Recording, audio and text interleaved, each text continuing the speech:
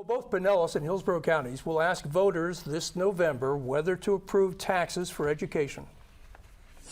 The Pinellas School Board unanimously agreed to put a referendum on the November ballot that would increase property taxes countywide. Voters will be asked to increase the property tax by $500,000. That means that for a home valued at $400,000 for tax purposes, the education portion of the property tax, which is now $200, would increase to $400 a year. The money would expand technology, arts, and literacy programs for students, provide extra annual pay of close to $3,000 for support employees, increase teacher pay by just over $11,000 a year. Over in Hillsborough County, there are two education-related tax issues on the upcoming ballot. One is a renewal of the community investment sales tax. This time, the portion of that tax that goes to help build new schools would drop from 25% to just 5%. The other tax is one put on the ballot by the Hillsborough School Board. It would increase property taxes to the same level being considered in Pinellas. The tax would raise an estimated $177 million, of which $26.5 million would go to charter schools, which are publicly funded but operated independently. Of the remaining,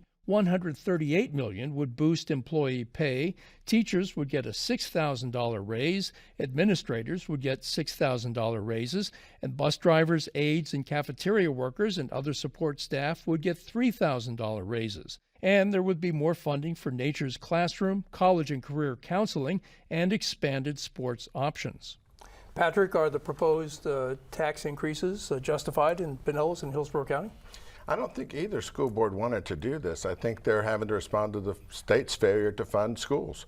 While the state keeps talking about it providing more money, every year the state of Florida grows, as our governor likes to tell us. And so the new money doesn't ever catch up. Also, we're also one of the states that best fund private education. And so a lot of our money is not going to our public schools.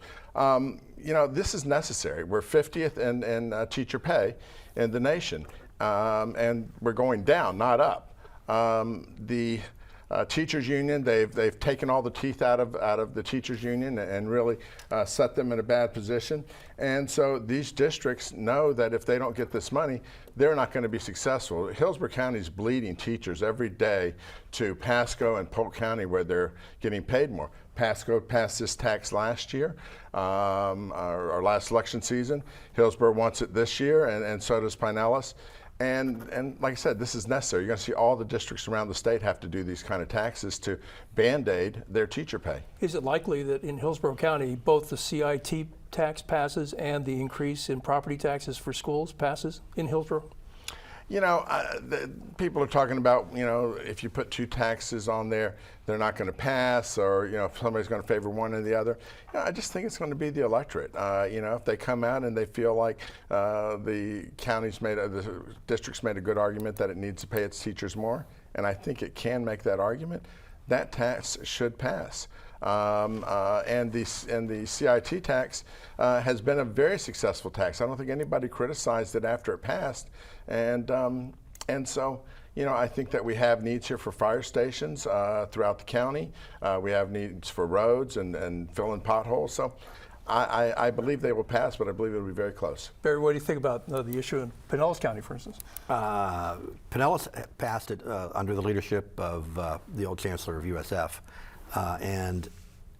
But I think that was a different time. I think with the economy, and I've been studying it all around the country, taxes have been going down. In our own area, you had the transit tax here that passed, 57 to 43, and then it failed. So there's been a movement, especially with inflation, by voters, especially black voters, to vote against these things. You're saying that tax questions on the ballot have been going down? Going down. Yeah. I think that in Hillsborough, the problem with it is these $6,000 for administrators. In fact, I did some polling on this. When you have it just for teachers, it was passing. Not by much, but passing. As soon as you bring up that it's for administrators too, it fails by 20 points. I think they have a real problem by putting administrators on there, and I think it's going to go down. Stanley? Well, I kind of agree with you. First off, I think it's very much a socialist act to give everybody $6,000 across the board. I think that there should be some kind of criteria for performance for teachers, But I also do not believe that administrators should get any of the funds. And the reason why is administrators aren't leaving. And the other thing that I think that they're going to do, if they're insisting upon giving these funds to the charter schools, which I disagree with, but you're going to do what you want to do, I think that there needs to be some kind of performance criteria for their teachers as well as their administrators. And that's not happening. It's not. It's But we just are carte losing blanche. principals and assistant principals to other counties. So I would, those are administrators also. So we are losing talent on all levels.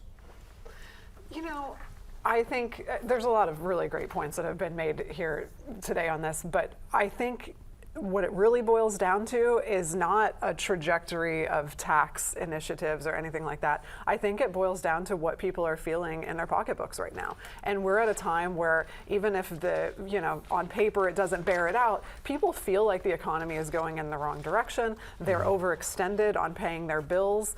My own family is, struggling right now with homeowners insurance issues. So, when you're asking people to pay more, even if it's nominal, that's still something that people really think about. Now, obviously, I just said that I have a husband who's a teacher, so this is something that I'm like, yeah, because $200 for $11,000.